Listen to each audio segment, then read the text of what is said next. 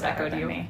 Thank you. I wasn't trying to be good, I promise. Hi guys, welcome to a new episode 13. Oh my gosh, lucky 13. I know.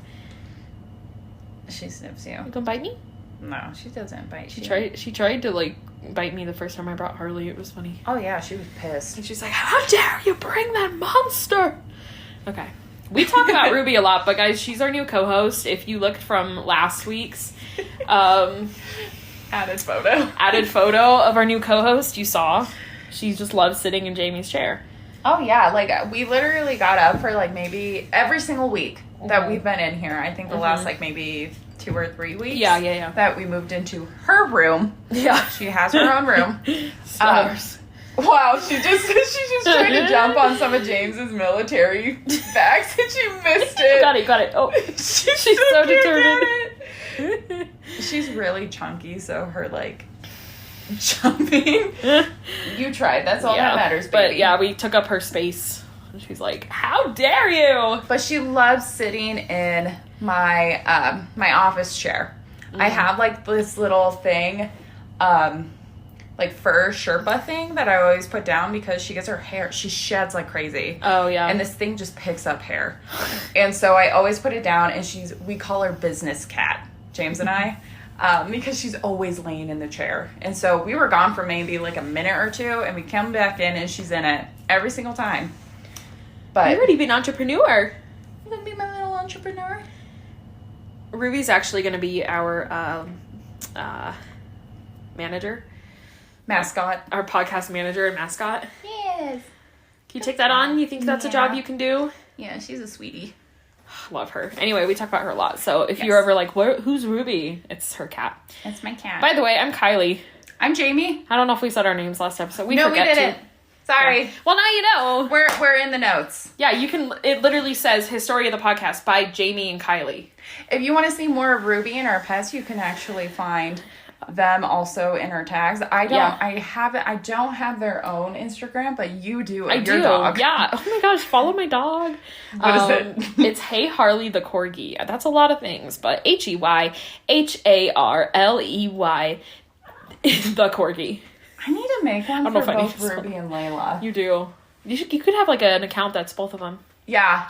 Some people do that. I think they would be very good. Really? Yeah, go follow my dog. You can follow our Instagrams too, but like, yeah. That's where you would find my pets. Yeah, so follow Jamie's Instagram. It's in the notes. It's Jay's. I don't know. I need to change it. I don't know.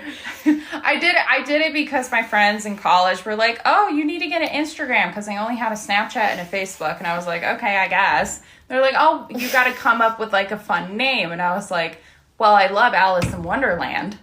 And I was like, I'm Jay. It's Jay's isn't it? It's Jay's Wonderland? Yeah. Okay, there you go. There. Mine's Hey Kiley, so it matches Harley's because I just want it to match. So Hey Kiley. I'm that bitch. Hey Kiley. Ruby's now sitting on top of your notes. She does this every time. I was writing them last night, and she did the same exact thing. But she likes paper. Oh, you're touching my boob. I think she's kind of like, stop, like, don't even talk about your story today, just talk about me. I know, she's literally touching my boob. Space! But anyway, so I'm just gonna jump right into our topic because I have an interesting one today. I'm so excited. On our little spin wheel of countries. Wheel. Yes. I actually got South Africa originally, but I already did one like on the continent of Africa. We're trying to mix it up to all the places. So I spun it again and I got Sweden, which awesome. Scandinavia. Woo! Scandinavia, dogs are wrestling, but Scandinavia, I love the history. Go Vikings, not the Minnesota Vikings. Oh, Ruby. That's what it sounds like. Like it sounds like you're cheering on a team. No, I don't want to be that white person. Be like, oh, my ancestry is from Norway, but like, I actually have information of like why my family left Norway, and I don't know why, but there's like a whole catalog, and they moved to like. It's just a common thing. Like, anybody who left Scandinavia to come to the U.S., they all went to the Midwest. Because that's where, like, a lot of my family's from. And then my grandma showed, like, this whole booklet of, like, all of our Norwegian ancestors that came over. And I was like, they should have stayed there. But I want to go to like Sweden, Norway, not just for like the heritage, like ancient, but like the Viking culture is amazing. But I am not talking about Vikings today. Oh, I thought you were. I was like, oh, she's gonna talk about Vikings. No. That twist. That one's gonna be that can either be just by itself again, or it can be part of mythology, because a lot of Viking history, especially from Sweden, Norway, because they were never just like a country separated. They all individually split into their own. So it's really hard to set them to a country. And I wanted to do that this week. But all of like the Vikings are very legendary. They're kind of like King Arthur, to where they all are like realistic to a point that their stories are very glamorized. Yeah. Are very washed over, or it tries to make them look better than who they were. Like, King Arthur could have been a real person, because a lot of people know who King Arthur is, so that's why I'm using him as an example. Yeah, I got you. But for King Arthur, like, he could have been a real man to guide the Anglo-Saxons to victory, to become Great Britain. Mm-hmm. But his story is very glamorized, as we have seen. There's so many stories on him and whatnot, but... yeah. It was the same for the Vikings for a lot of them. And I myself want to dive very, very deep into it. And the time that I had this week just wasn't enough. And I didn't want to like give you guys short. Perfect. So we'll wait till another week. Exactly. But this week's... Oh my gosh, what is it? I decided to be very fun with it because I was interesting. Because I was like, what the hell is Sweden also known for other than being neutral during World War II? Kind of. Not really. But, so, guess where this is from? Sweden. What store? IKEA? Yeah. Are you going to talk about IKEA? Yeah. Oh, okay. I'm talking about the creator and the history of IKEA. Oh. It is, I didn't know that it was, kind of a controversial subject on the creator himself. He's very influential of his business, but his personal life is very interesting, as I'll get into. I did not know this until I dived a little bit deeper, but I still thought it was such an interesting story to tell about from $1 billion industry that everyone shops at. I'm so excited for this. Yeah. Okay, let's go. Did you ever watch that episode of Sweet Life on Deck where they went to, I think it was Sweden, and it was Mr. Mosby was trying to find a bolt for his I think it was a desk, his nightstand. Oh, yes. And he waited forever. I do remember that, yeah. Yeah, and it was just a Swedish lady. I think they were trying to, like, make fun of IKEA because of you have to put it together. And the instructions make no sense at all. Right, you just have to guess. Pretty much. Like, you just have to look at the pictures, because I believe all of the instructions are in Swedish, aren't they? I think so. Because I haven't bought anything from IKEA in a while. I haven't either. I want to go. The chair you're sitting on is from IKEA. Oh my gosh. Yeah, because full circle. Right? And then my bookshelf is from IKEA because they're cheap, they're affordable. Yeah, I want to go. Exactly. I want to go back. I just liked walking around and like seeing all the different rooms that they've created. Like, that is the coolest part. It's the coolest part. Yeah. And then their food that they sell there is Swedish too. Right. Which I think we ended up eating there, but I don't know if I had the delicacy that they serve that is Swedish. I don't remember what I had. Maybe I had meatballs. I don't know. It's been a couple years. But it's amazing because when you think of like a furniture store, you think of IKEA first because it's so cheap and affordable. Right. And I'll explain why. Oh my gosh, I'm excited. All right, let's do it. Ruby, I love that you're on my lap, but you need to move. I love you. She's like, give me the wine. I don't know if you'll be able to hear that. I hope they heard that. Okay, look at that. IKEA! You can go my lap. You don't like me as much, though. I understand. Oh, she does. Whatever. She doesn't go on my lap. She's very picky. She doesn't like to go on James's either, so okay. You're okay. But she'll walk in on you at the bathroom. Don't you worry. Yeah. My cat likes to open doors. She doesn't like people having privacy. All right, cool. Let's do it. Okay. So the creator of IKEA is Ingvar Kamprad. Okay. So his parents are Fyodor Kamprad. He was a German immigrant. Yeah. He moved to Sweden when he was very young. I believe he was 1 year old. So he pretty much grew up in Sweden, but his family was from Germany. Okay. And he was born in 1893. Now, Ingvar's mother was Berta Linnea Matilda Nilsson, who was born in 1903. She is of Swedish descent, so she grew up in Sweden. I couldn't really find much on like their relationship of like how they met each other, just kind of like building that relationship. But they eventually did meet and get married. Okay. And they would go on to have their children. But so Fyodor, when he was growing up in Sweden, he and his family lived in this estate in a small village called Agunnard. Okay. Agunnard. I'm sorry if I mispronounce this. This language is hard. You're trying. That's all that matters. So, this small, like, the estate that they had was actually one of the largest in the village. The village had, like, maybe 200 people. Uh-huh. It was not very big. It's, like, as big as James's hometown. Oh, jeez. His graduating class, I think he told me, was, like, 28 people. What? Wow. It was so small. Ours was, like, 200. Yeah. 28. Oh, my God. His elementary, his middle school, and his high school were all in one building. Like, literally going from, like, middle school to high school was just a door. A door? It was a single door. I was just like... You grew up with the same people throughout all the years. That would be horrible. Yeah, it's crazy because when his brother graduated, he showed me, like, all of... because his brother graduated during COVID, like 2020. Yeah. And so they actually viewed it on YouTube. Uh-huh. And so he was like pointing out like where you'd used to walk and whatnot. And I was like, I bet it's a quick graduation. Yeah, there was not a lot of people. You know everybody. Yeah. But that's how it was. And it was the same for Fyodor and even Ingvar. So... if I'm mispronouncing his name, I'm sorry. This is just how I see it. It's fine.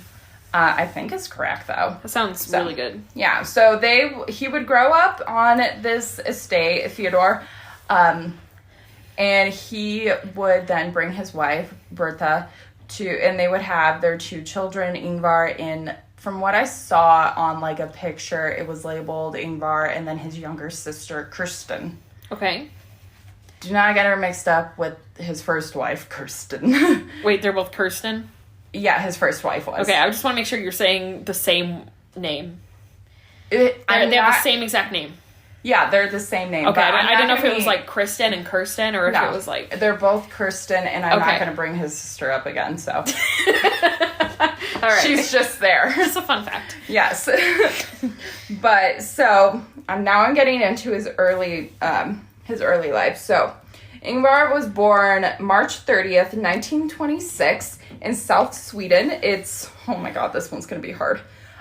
So he was raised on the same estate, but it's technically called Gjeterd Olmult in Småland County. Småland? That was good. Okay. It is very... Oh my God. This language is so confusing. I wish I took it, but we didn't have that opportunity. It sounds like the way you're pronouncing it sounds good. I don't know. But he grew up on the family estate, but they called it Elmtarn. Okay.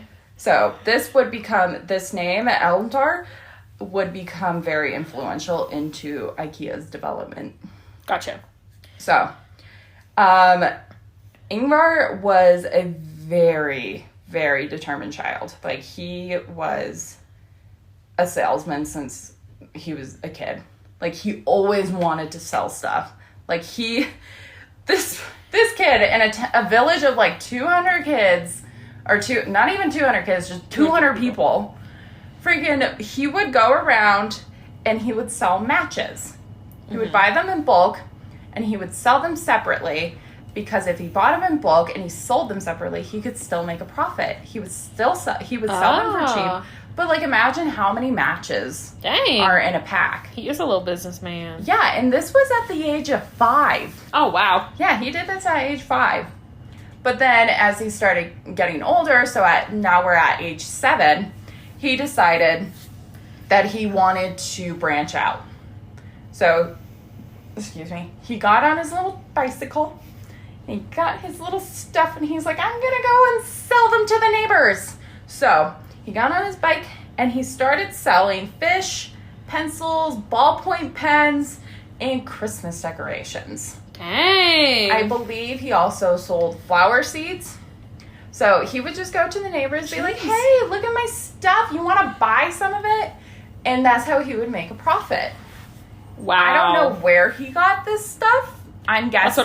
He has his connections. Yeah, because his family was poor. Yeah. Growing up, because his father was an immigrant, and, like, women still didn't really have jobs. Right. But, so they pretty much were just making, like, ends meet. Even though his family were quite wealthy. When it came to just, like, having this estate, but after Theodora's father committed suicide, I believe, it kind of went down from hill, because it was just his mother then raising him, and then Theodora was, like, trying to find ends meet and stuff like that. Yeah. It gets hard. So he pretty much, and this would actually affect him through his life, even as a billionaire, he would still be very frugal, and I'll kind of dive a little bit deeper into that. It reminds me of when we tried to sell rocks. We tried to paint on rocks and sell them, and only the mailman bought one, and he was so nice. He was the only one who bought them. Oh, he was such a nice man. And we were trying to collect money to go to Hollywood, because we wanted to be famous. Oh, yeah, we wanted to be the Flower Girls. Yeah. And then Hope 3. Yeah. we tried to get money. What we're going to do, just walk to California? Like, I don't know. I don't know. But yeah, our business didn't go as great as his. No, we are not entrepreneurs. No. We'll leave it to Ingvar. Yeah. So wait, can I make a prediction? Yeah. The I stands for Ingvar. The K stands for Kirsten. Am I wrong? Okay. Well, his last name is Compra. Well, I was talking about, like, his sister, and then isn't his brother start with an E? He doesn't have a brother. I thought you said he had a brother. No. Who? Okay. Who was the other one you said after Kirsten? No, his first wife was named Kirsten, too. Oh, you were still talking about Ingvar. I probably just thought it was somebody else. Okay. Oh, no. Never mind. My prediction's wrong. I just want to know where the IKEA name comes, but I know. I'm going to tell you. I know you will. I just want to know. Okay, sorry. Continue. Okay. So, and I saw a picture when I was doing my research of, like, all of the earnings that he got were put into this little cute wooden box that he had. Like, he would put all of his earnings in there. I believe it's in a museum. So he saved it all? Yeah. Okay. He didn't give it to his family?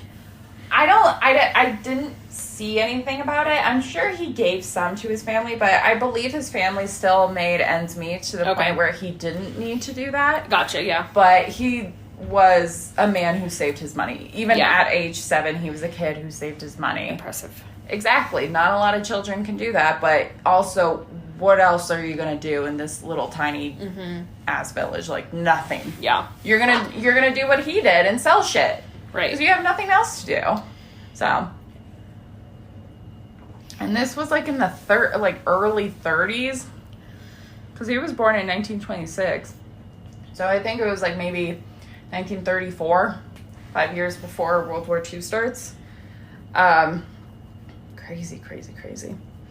So, this would continue for years. He would just keep building and just keep selling, and he just kept getting older. And then in 1939, that is when World War II started. I'm just going to add this in now instead of, like, later, because this would come back to bite him in the ass when IKEA finally got developed. And I think it's very important to mention because if I don't mention it, I feel like I'm going to get a lot of just like, well, why did you mention this part of him? Because it makes him a controversial figure. Gotcha. And I feel like every not even billionaire, but anyone famous during this era has a controversial past if you're in Europe. Like, either you are a hero for what you did, fighting against the Nazis, being a spy like Julia Child, like being a kick-ass person, or you're consumed by this hatred from the fascist party, or even from like the Japanese Empire at the time, like just being consumed by the hatred of that. Like, it's one or the other. Like, it's hard to just be neutral, like Switzerland. But even like Sweden during World War II was supposed to be neutral, but Hitler still made his like, you can stay out of the war, but you need to let us do what we want. So they would still have people come, like, have like Germans like pass through pretty much. Like, they wouldn't interact with the Swedes. Norway was like a different situation. They were like, fuck you, we're gonna fight. Even though they pretty much got occupied. But Sweden was kind of like that middleman of just like, do what you want, just leave us out of it. Makes but sense. You had the people though who were for the fascist party because they wanted to be they filled that same ideology because they were brainwashed into it. I feel like, or they just had that hatred for the Jewish people, and I think it's just wrong, and unfortunately he was a part of it. So gotcha. He was, okay. And it's good to know that detail. Yeah, in 1943 he was actually, from what they found, because there was a, God, I can't remember her name. She wrote a book. I think I have it. She wrote a book finding letters on him, and he was part of the Hitler Youth Group. Okay. And he, I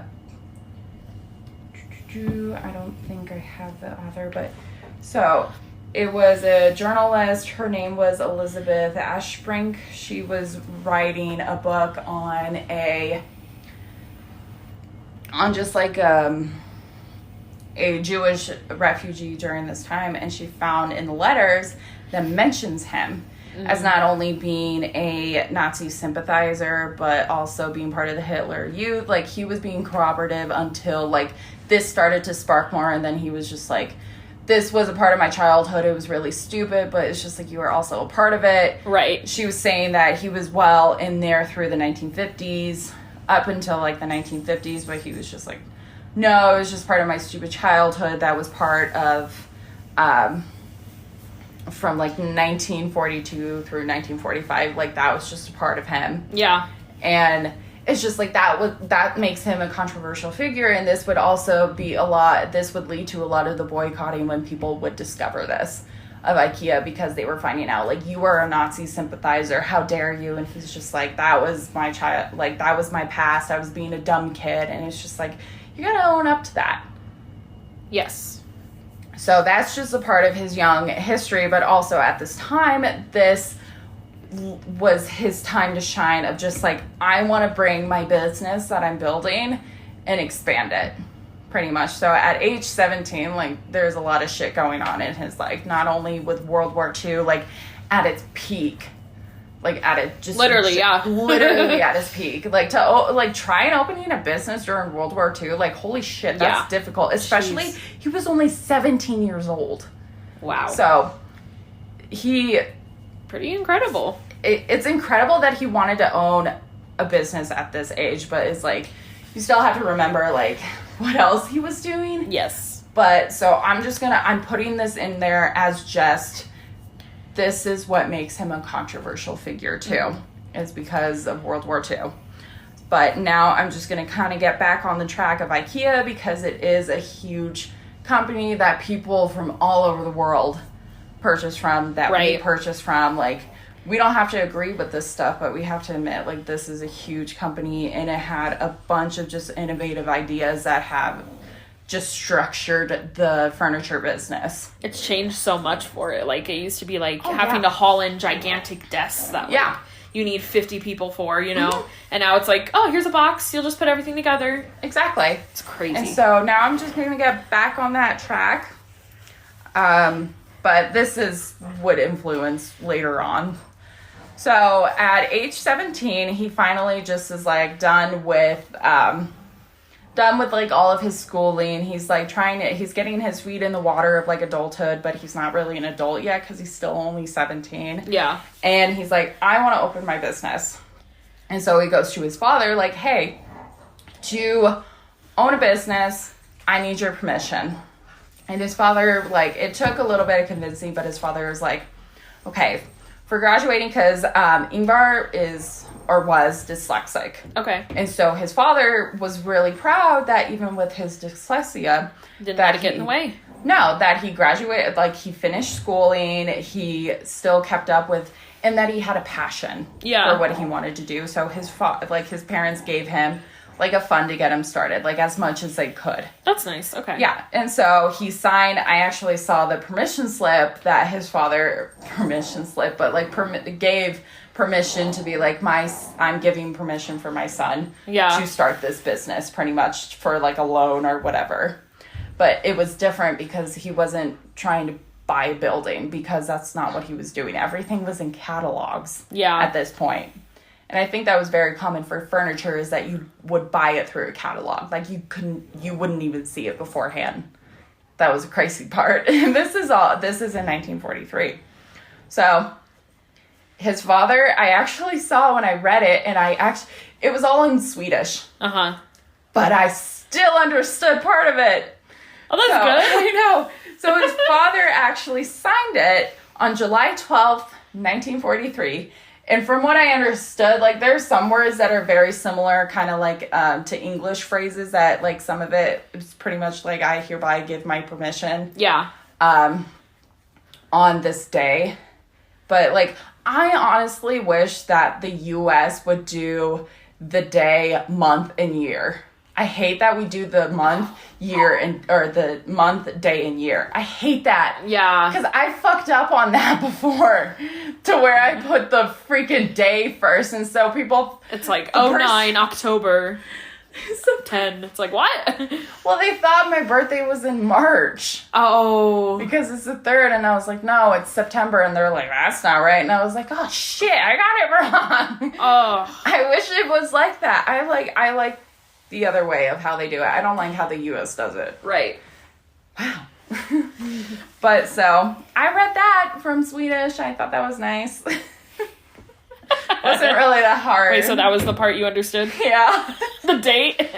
Well, yeah, because July is spelled differently too. Oh, good job. Yeah. Detective over here. And then permission is spelled differently, but it still had per. And I figured that was permission. I wonder if you put it into Google Translate, if it would actually, like, work. Because sometimes it doesn't make sense when you translate it. Well, yeah, because their rules are different from what the English translation can do. Yeah. That's why, like, Spanish gets really fucked up with that, because they have so many rules on everything. There's so many different kinds. I know. Everything is, like... It's like feminine or masculine, and right. Like, I don't know. And then there's some areas that have different Spanish than other areas, and it's like, whoa! Well, yeah, because in high school they would teach you, like, Spain Spanish, but, like, what we're going to interact with is completely different, because the slang is different if you're going down to, like, Mexico or any of South America, Latin America, like, the slang changes. Right. So, it's kind of pointless of what they're teaching you in high school through Spanish. Unless you go to that specific area. I guess, yeah. Or you just learn it from family. Right. So, I lost my track. Okay. So, he got his father to give him permission to start his company, and everything started first in a catalog. So, he started by selling pens, wallets, jewelry, watches, frames, and stockings. So he wasn't even selling furniture at this point. It was mostly just like simple everyday things that people use, which that's kind of what he... Don't include, like, Christmas decorations, but that's what he was selling to people, was just, like, everyday things that people would interact with, and that's what he started to get, like, his foundation, pretty much. And it was doing, like, pretty good, and eventually he wanted to expand. So the first 2 years, he would pretty much give his catalog, be like, here, if you want to, like, order anything, just, like, let me know. We'll get it good. And then when it would deliver, he would actually deliver it to the person in a milk truck. Aww. In, like, an old milk truck, yeah. Love that. So, humble beginnings, literally. It's like the beginning of Amazon. Yeah. I don't know if I'm going to cover that one. There's so much shit going on right now with Jeff Bezos. But... Just a little bit. Freaking the penis spaceship. Yeah. I'm just going to leave it there. We'll wait on that one. Yeah. So, by 1947, 48, World War II has ended, and he is deciding that he wants to expand his brand, IKEA. So, he named it IKEA from the start. So, the I stands for Ingvar, the K stands for Comprad. I predicted that. Okay, yes. Sorry. So, the K stands for Comprad. E stands for, hold on. Comprad is the last name? Yes. Okay. The E stands for Antard. So that's that's what the estate was called. Okay. And then the A stands for Aguinard. Okay. Which is the village that he grew up in. Aguinard. Yeah. So that is what IKEA stands for. So it's just an acronym for pretty much... I knew it was an acronym because it's capitalized. Yeah, so... But I never, looked into what it was. Yeah, so it was pretty much his name, his full name. Yeah. And then where he grew up, because that is where he started IKEA. That's cool. Sorry. So, IKEA as an acronym. Oh. I actually like the name, though. It's quite... It fits. Like, it's weird if he would name it anything else. Yeah, it works. Yeah. So, he started to then... He was like, I want to start... producing furniture, because that's like the next step of big things that people want is furniture, because it can stay in your home. Yeah. And he wanted to do it at a reasonable price, because pretty much everything, like, from then, like, what he was selling now, he did it at a fair price. And not a lot of people do that because they want to make that, like, significantly higher profit. But he was just like, but you can still make a profit, though, if you still sell it for cheaper. Yeah. And people just didn't want to accept that. But then the cheaper you get, the lower, like, quality it can be, too. But he tried to make it the best quality as he could and also sell it at a fair price, especially if you buy in bulk. Mm-hmm. So what he would do, so with the furniture that he actually had, because at this time, the furniture was still being assembled by the manufacturer. And what he did was actually get local people in his village to manufacture the furniture. So he was pretty much giving the people around the village jobs to just, like, build the furniture for his catalogs. Okay. Yeah, so he kept it local. He didn't have it. That's cool. Yeah. And that's what he wanted. And he still wanted to have the furniture sold at a lower price, because that's all he wanted. Because growing up as a frugal child or in a household who's not as rich, I can see why he wanted to sell stuff at a lower price, because you still want people to have affordable furniture that looks nice in your home, even though you can't afford it.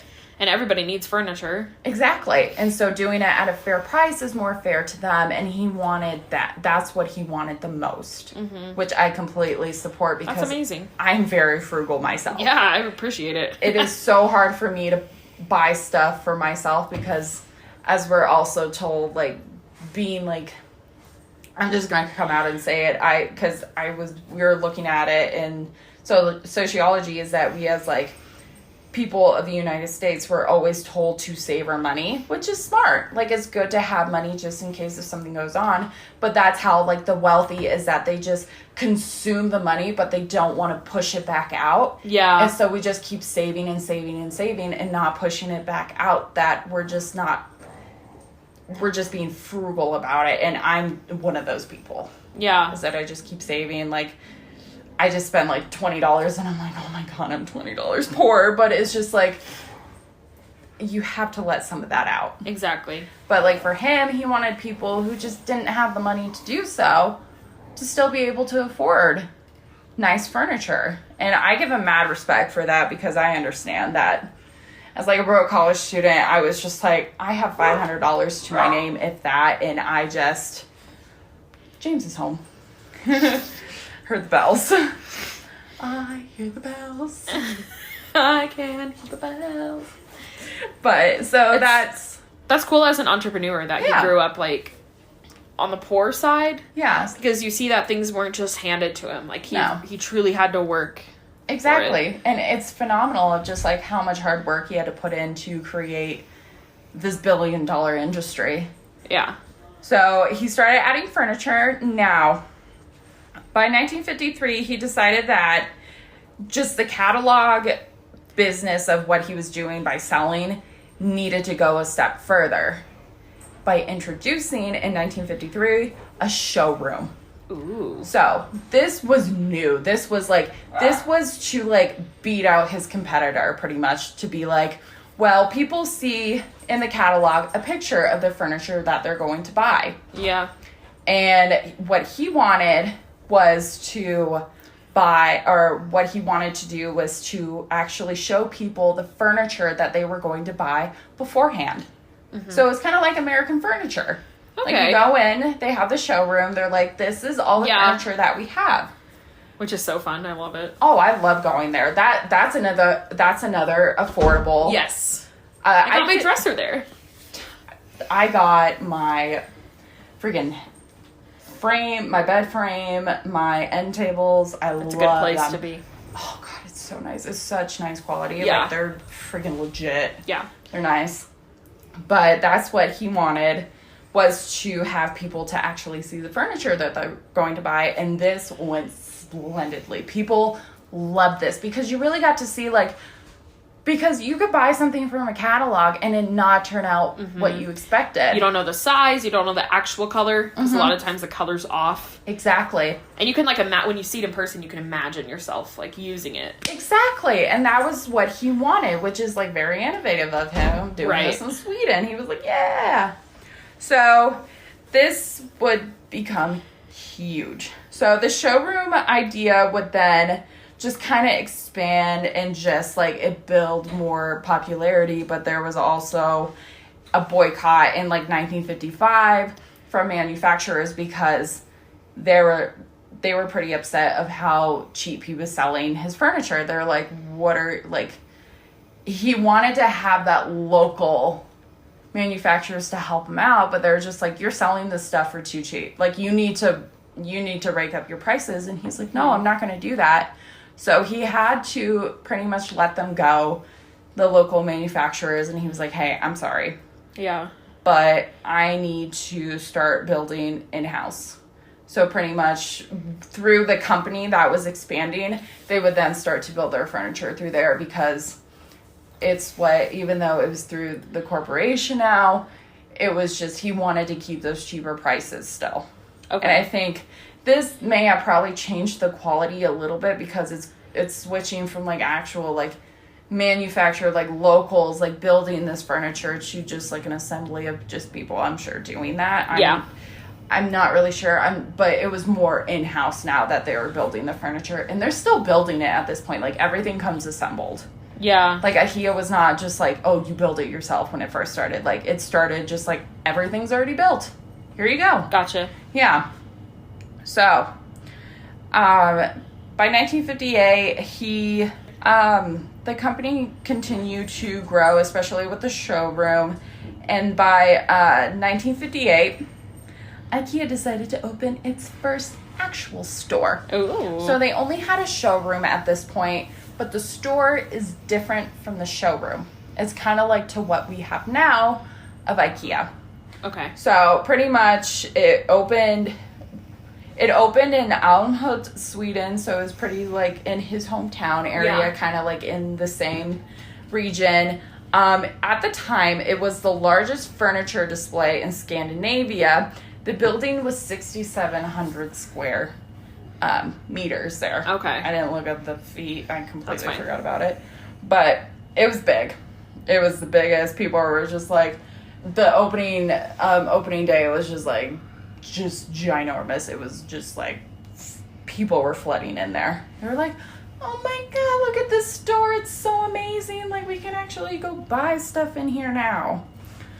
Exciting. So, I know, right? So I think the difference between like a showroom and then the actual store is that you could buy pretty much what was in the store. Like a showroom, you may have to order it. Okay. And you would still like order it through the catalog, but you could actually see it. Whereas like the store, you could actually buy the stuff there. Pick it up and get it immediately. Exactly. Gotcha.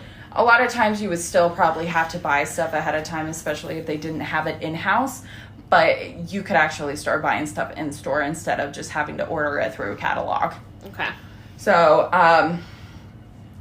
I also want to put in here that during like this time in the 50s, because this was in 1958 at this time, he got married. Her name, Kirsten. Her name was Kirsten Walden. There wasn't much about like their marriage because it was very short-lived. Okay. They adopted a daughter. Her name is Annika. That's pretty much their eldest, but I think after like a couple years they divorced. It was very short-lived. But it's kind of makes like just like his like, I guess, personal life of what was going on. Too is that especially going through like a divorce as your like empire's rising, it's just like, that's crazy. Yeah, especially because you have to figure out, because at this time still like divorce was a very serious thing. Like, it's very kind of just like, really? Are you sure about that? Exactly, but they just weren't feeling it, and that happens. Yeah, some people just don't click. I didn't really find why they had decided to adopt their daughter. I don't know why. Maybe I couldn't find anything. Think one of them couldn't have kids, or she couldn't, or something. Maybe that could have been it. I'm not sure. I couldn't find anything, but she would become pretty big, and like she's not as into the business as his other 3 kids are. Like his 3 sons, I'm just gonna come out and say it, are like pretty much the runners of IKEA now. Oh, okay. Yeah. So they're big. So now we have him pretty much divorced. But in this time of just his personal life, going through that, and just IKEA pretty much just still going at like a steady pace, the new idea for IKEA came to mind. And he was like, what if we have them assemble it instead of us?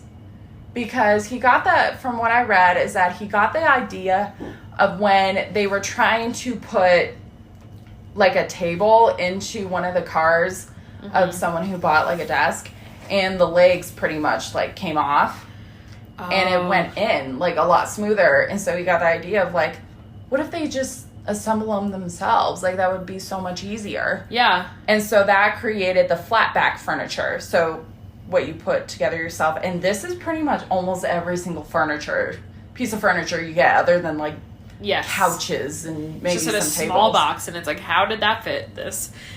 Exactly. Like we had, like when I bought the nightstands, it was pretty much put together, but you had to put like the bottom legs like on it, and then you had to put the handles on it. Like there's still, like it was mostly put together, but you still had to put a part of it. Oh yeah, my nightstand's from IKEA too.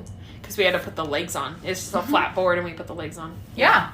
So that's what he pretty much made this innovative idea, and it would become huge, especially in every single corporation and industry, because, oh my God, from all the furniture that I bought when we went to IKEA, I can't imagine because we took my mom's, like, Malibu up there. I can't imagine trying to fit. Wouldn't fit in the car. Oh, God, no. It barely fit because we had this giant-ass box with a bookshelf in it. Yeah. And that barely fit. it was chaos, but we should have took a bigger car. But, like, it was still a smart idea. Like, imagine trying to bring home a freaking actually already built bookshelf. Mm-hmm. That's a lot of space that you could really just minimize. It's just, like, it's a bitch to put together now. But you have people that can do that. Yeah. Just hire them off Facebook Marketplace. There you go. They didn't have that then. But this would become huge, and people loved it. Like, I'm sure they had their backlash of, like, why am I putting my furniture together? But it's just, like, a lot of people were like, okay. Like, yeah, this is pretty cool. That was in the 50s? Like, yeah, this was, like, the late 50s. Okay. Like, yeah, it was about around 1958 that he finally did this. Okay. So, around this time, he kept making, like, in the next, like, few years, he just kept making profit. Like, this new idea really just expanded to the point that they wanted to open another store, and this was in Stockholm. This place would be 45,800 square meters. This place was massive. It's like the IKEAs that we see now. Like, this one, I believe, is circular, and there's, like, different levels. Like, how an actual IKEA is that there's different levels that you go down. They're huge. Exactly, and that's what it would do, because I believe the one in Denver, I think you have to start by going up the stairs and then you make your way down. Yes. I think. Yeah, you do. Yeah. But I got free silverware when we went. Why? They were giving it out. It was around Christmas. They're just like, here's some silverware? Yeah, because it was like for opening day, they were just giving out silverware, like a whole like pack of it for free. Dang. I like the silverware that they gave me. It's my favorite one. Wow. I know. Especially when it's free. Exactly. It was the best. But so they opened this place in Stockholm, and this just went crazy for people because people were like, oh my God, this place is massive. We can buy more furniture. Like, Sweden was just having a free-for-all with their furniture. And during this time, too, in the 60s, that's when Ingvar would meet his second wife. This would be his second and final wife. They instantly fell in love with each other. He was like 15 years older because she was 20 and he was 35 when they met, and they literally met or like got married in 1961. Oh, wow. Yeah, they fell instantly in love, and they were just like, let's tie the knot. Let's do this. They would then go on to have 3 kids. These 3 boys. 3 boys. These 3 boys would then go on to become huge contributors for IKEA and pretty much are like the co-CEOs now for IKEA, pretty much running. I believe it's like a group that is part of IKEA. It's like a separate thing, but they pretty much deal with all of like the financial, real estate and stuff like that. They all work together. Yeah.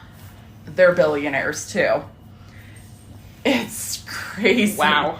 Yeah. And so their children are Peter, I think it's Matthias. Yeah, Matthias. And then Jonas. Okay. Yeah. And his wife is Margaretha.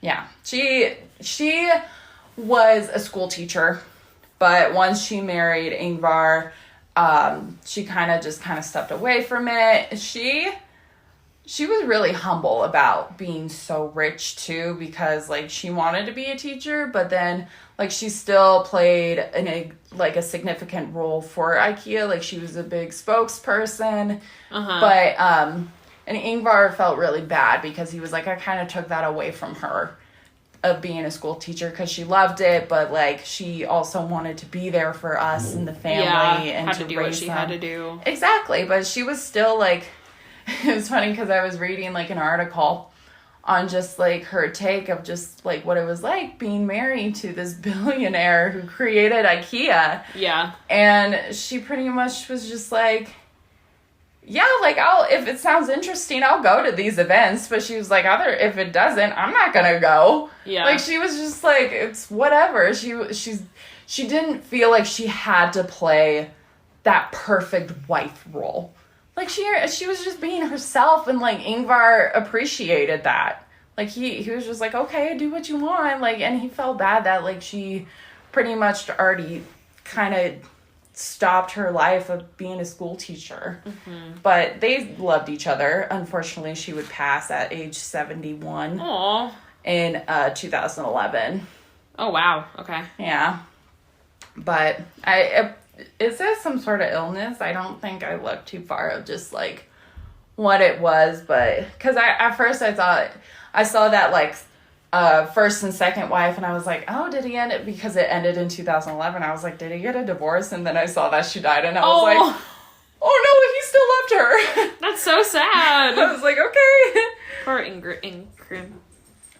I forget his name. Ingvar. I always forget his name. Yeah. So, throughout, like, the next, like, couple decades or so, IKEA just kept expanding. It just kept getting bigger. In I believe it was the 90s, they introduced their kids collection. And they started expanding to Norway, Denmark, like they started in the other Scandinavia countries. Uh-huh. And then they were just like, let's go bigger. And so then they hit up Germany, like France, Italy, and then they even hopped the pond and went over to the US of A. Yeah, and we know how much Americans love their IKEA. Oh, yeah. We love it. And then I believe it was the early 2000s that they started to hop over to another pond to like Japan and stuff and started to expand. So I don't even think it's IKEA. I think it's IKEA. IKEA. Okay. So I think it's Ingvar. So IKEA. Yeah. IKEA. Yeah, because I was looking at just like pronunciations because someone got petty that it was not IKEA, it's IKEA. Some white person in America was like, come on. It's IKEA. I know because I shop there. But yeah, so it's Ingvar instead of Ingvar. Ingvar, IKEA. Yeah. So just calling it as what I saw it. But, and then I think Japan calls it something else. I think it's IKEA. I don't know. So everyone's just saying it differently. Exactly, because that's just how our cultures are. We just like to be basic and weird. We read it the most basic way you possibly can. Honestly. So,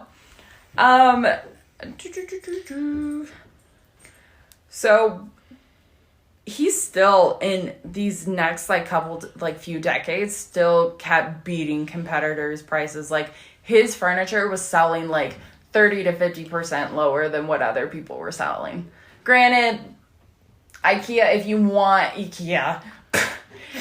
want to get like really nice quality furniture, probably not the best. Yeah. But if you want something affordable that works for you, the silverware is amazing. I want to buy more silverware for them, or just like more like kitchen stuff. That's like a great place. But like if you want like super high end like furniture, like beds and like nightstands and stuff, like you're gonna get what you paid for.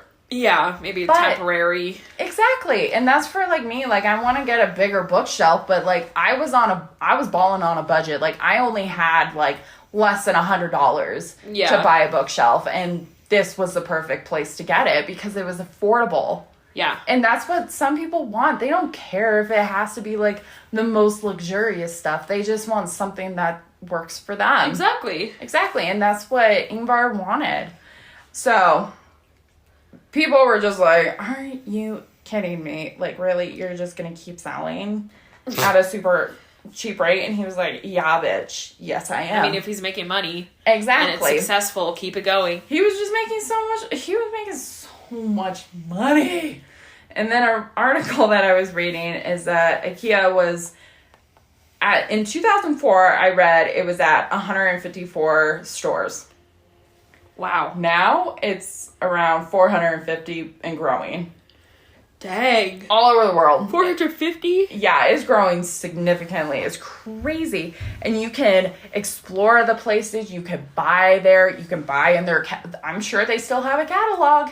They do still have a catalog. You can buy from the catalog. You can buy in store. You can even buy online now because that's a luxury that we have. And putting in the cafeteria, doing things like that. That's genius. Yeah. The parking lot. Yep. Or like the garage, whatever it is. Exactly. The parking garage, like they figured out like what would draw people in, and it has. And IKEA still has like that Swedish homeland feel because like the food that they sell in the cafeteria is Swedish. The colors are the Swedish flag colors. They're blue and yellow. Like they have the Swedish flag. The name is Swedish, kind of. Right.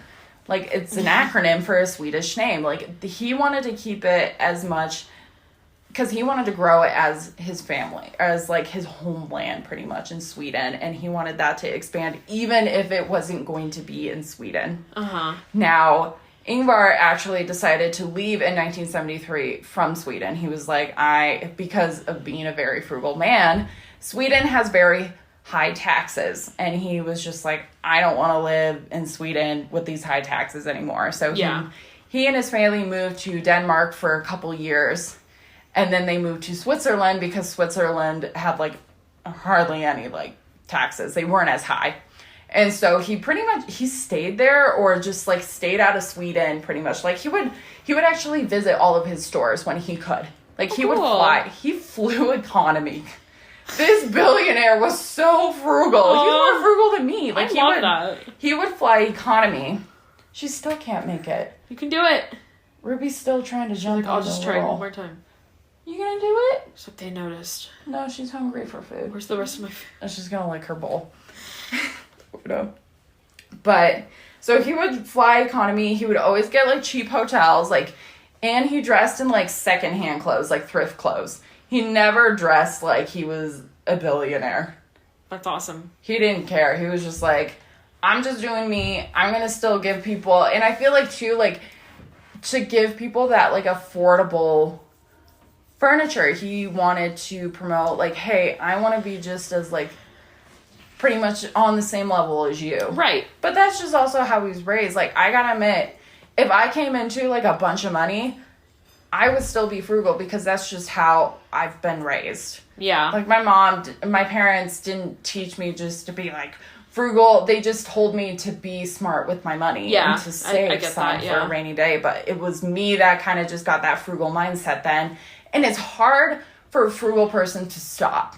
Yes. Because every single second that you're spending money, you're thinking of just, like, I'm poor. Like, I need to save my money. I can't. I gotta go for the cheapest option. And that can be dangerous, too, because if you go for the cheapest option, who knows what happens. Good. And it's hard when, like, you're forced to spend money on something. Yeah.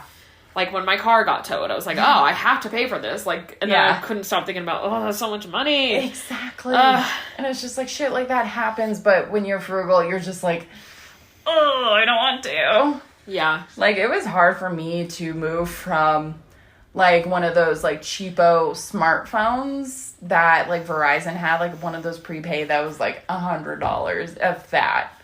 Yeah. To, like, a $500 phone. It was so hard for me to do that. But I did it because I knew that, like, I had to push through and be like, you just have to give yourself luxury every once in a while. Yeah. And this phone is pleasant. But yeah, so pretty much he would just visit. It wasn't until 2014 that he finally decided to move back to his hometown in Småland, the county of Småland. So kind of, it has, I don't know how you pronounce the A, because it has a little, like, a little circle on top of it. Småland? I don't know if that means a long A. I think that might mean a long A. And then the little dots are maybe short. So Småland? Help me out. If you're from one of the Scandinavia countries, can you explain it to me? Because I'm very interested. I know I could just like search it up, but I want like a language lesson, please. Yes, someone please help us pronounce things. And so, in this time of him pretty much like expanding the stores, getting up in age, he was awarded a Lifetime Achievement Award. This is pretty important because this is like, a huge award for something that you've actually done that's made like an impact in the world. Yeah. And it did, because it introduced pretty much, you build it yourself, and pretty much just like introduce like the showroom, and then just like, hey, you don't have to buy from a catalog. You can actually buy from like in store after looking at it. Like, look at it. And it will fit in your car. Exactly. It was pretty cool. So I looked up his net worth, and he is estimated to be about worth $58.7 billion. Oh, wow. Could be more. Because there is a lot of talk of, like, did he have, like, any fun, like, kind of those, like, trust funds, like, like, those island trust funds and stuff. Like, people weren't, like, you never got, like, a serious answer of, like, so he could easily be worth more. So he's, like, in around, like, the top 10 richest men. Yeah. On, like, the rich list. Because he's just worth, like, this is pretty much an estimate of what they have, but he could be worth more. Dang. Yeah, it's crazy. And then his sons are each worth like $1.2 billion. Woof. Yeah, they're up there. They're not just being born into that family and being like, oh, I'm rich. Freaking lucky, yeah. But I believe in his death, the three sons got pretty much like the run for IKEA. I don't know what to call it. But his daughter, I believe, got like $300,000, and she was just like, that's fine. Yeah. So I was like, really? But she didn't care about the business. She didn't work in it as hard as the boys did. No, I don't even think she really had a role. I don't really know much about her role, because I don't know if she stayed with the mom more. I don't know. Yeah. That's like family drama that you leave alone. Right. Unless it comes out in the tabloids, because tabloids like to eat people alive. That's just how it is. Gotta love it. Right. So, his time came to an end, though, Ingmar's, in January 27th, 2018, at the age of 91. 2018? Yeah. What? Okay. Yeah, not too long ago. And he died in his sleep. Aww. I saw that he either died of pneumonia or it was natural causes. Maybe a mix of both. Probably. But yeah, he lived a full life, though. 91. Yeah. That's up there. That's crazy. Yeah, I thought that was really interesting story, though. Like, yeah, he has a very controversial past, and that was when Elizabeth wrote like the novel on it and kind of just exploited him, just like, hey, this happened. He needs to take accountability for it. I think he should have, because being a part of the fascist party is like really fucked up. Yeah. But it's like, that was also part of his past. Right. But it's just like, he needs to take accountability for it, but he also created such a powerful, influential empire. It's just like, he knew what he was doing. He did. And it's just like, you can appreciate it or you can hate him. It's your decision. But I thought it was really cool of him making furniture that was for people who can't afford it. Yeah. Like nice furniture. Love that. And it's a cool place. Yeah. Awesome. Mm-hmm. That was a fun one. Mm-hmm. I like it. Probably won't go there as often because it's all the way in Denver, and I hate Denver, so.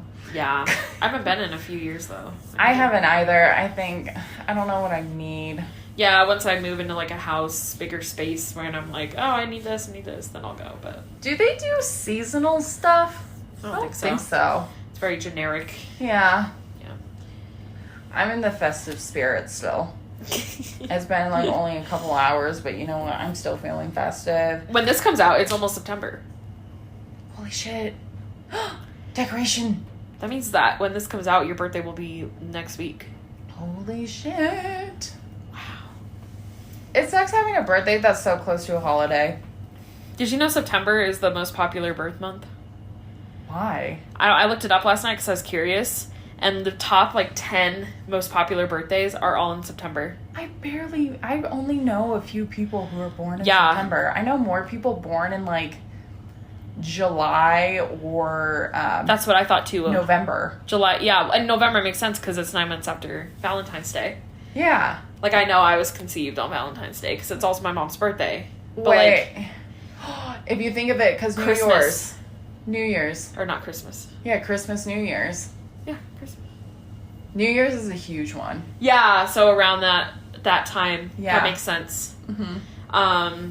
Yeah, because I think the most popular was like September 9th, and then the second one is September 19th.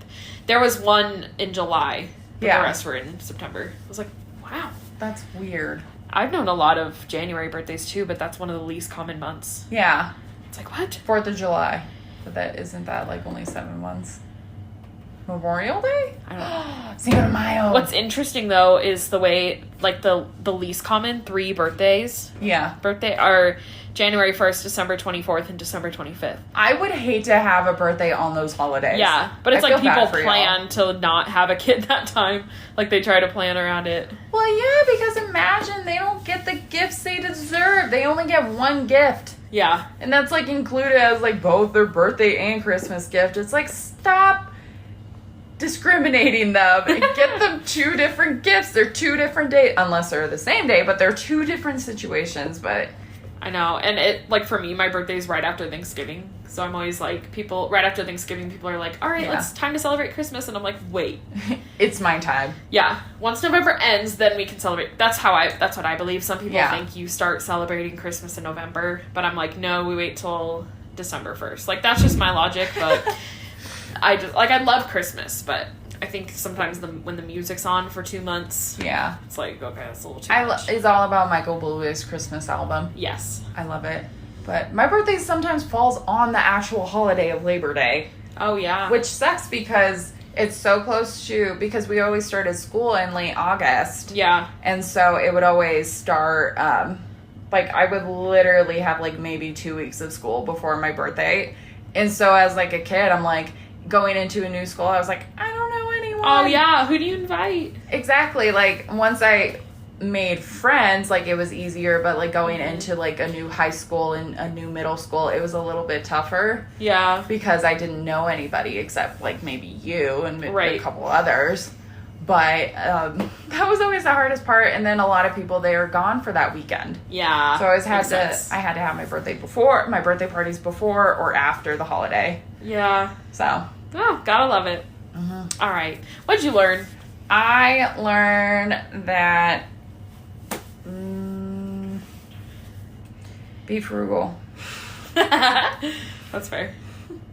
Even if you're a billionaire, be frugal. Yeah, I do like that. That's cool. Billionaires need to spend their money to help people. Yeah, if you're a billionaire, you don't need to be. Just give your money to, like, millionaire I can understand. Yeah. Because if you hit million, like, you've probably worked for that.